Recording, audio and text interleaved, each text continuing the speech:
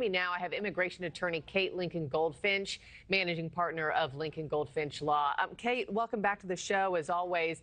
How common is it that when an undocumented parent gets deported, their American-born child goes with them when they want them to? I mean, is this story getting a lot of public backlash just because of this current administration, or is this really an outlier of a case? What's rare is the speed at which these deportations are happening and the lack of due process. And as you mentioned, these mothers were detained at routine check-ins where they were not expecting to be detained. They were presumably going through court proceedings. So these rapid deportations is what is resulting in these separations of families where breastfeeding mothers are being deported without giving them time to allow for what needs to happen with their child, or a mother might get deported and bring her child with her who has a rare form of cancer. These are things that typically won't occur when the process is slowed down and a judge is allowed to review evidence and make a ruling. But when deportation officers just whisk people away and deport them immediately, injustices like this occur and family separations like this will occur. This is a natural consequence of what they're doing. But in this case, this isn't a case of families being ripped apart, would you say? I mean, when the children go along with their moms and they wanted them to go with them, this is different than what we've seen in the past, correct?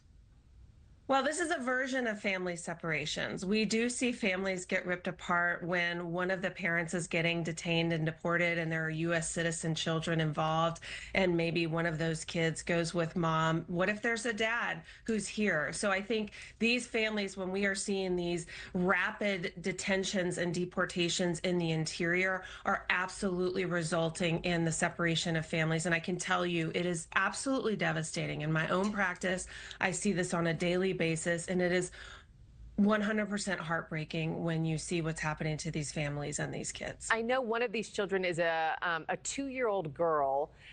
Her father is now coming forward saying he wanted custody. So how are deportations normally handled when you have the mom who's being deported saying, I want my child with me? You have the dad who's in the state saying, no, keep her here.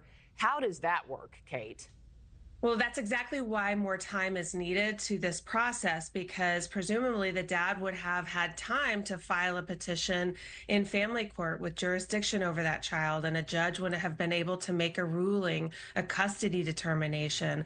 But presumably in this case, mom was doing everything right. I don't know, I don't represent her, but if she was going to a check-in, what that says to me is that she was in an immigration proceeding, she was complying with all of the requirements, and rather than just allow her to check in, they detained her and deported her quickly. And that is what they're doing. That's what we're seeing, is that people who are within the jurisdiction of the immigration judge are being taken out of that jurisdiction. The due process is being taken away, and they're being either sent home, detained, or even sent to places like El Salvador. So it's the key, the critical missing component here is the due process, where people are given time to defend themselves and fight their own cases in court. Let me play just a bit of sound for you. Kate, Borders our Tom Homan, who's about to talk here in 30 minutes or so, says the government does not deport U.S. citizen children, and ultimately it's the parent's choice.